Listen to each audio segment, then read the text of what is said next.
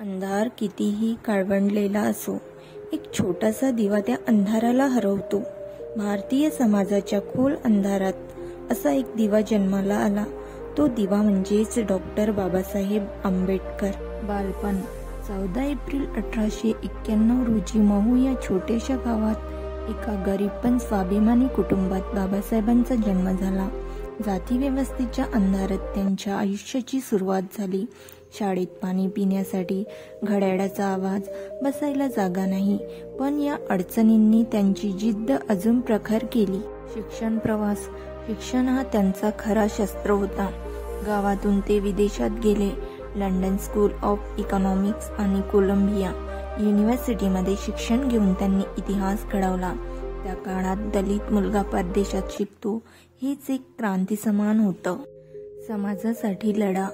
परत आल्यावर बाबासाहेबांनी समाजातील अंधार दूर करण्यासाठी आयुष्य झोकून दिलं.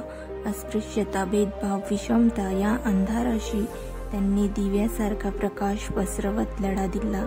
त्यांचे प्रत्येक आंदोलन, प्रत्येक भाषण समाजाला नव्या दिशेने घेऊन गेले. संविधान निर्माता.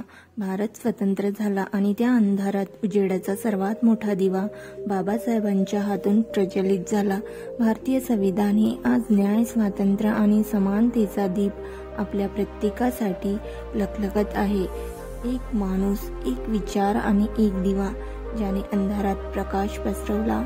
तो दिवा कधीही विझणार नाही, कारण तो म्हणजेच भारताचा महानायक डॉक्टर बाबासाहेब आंबेडकर.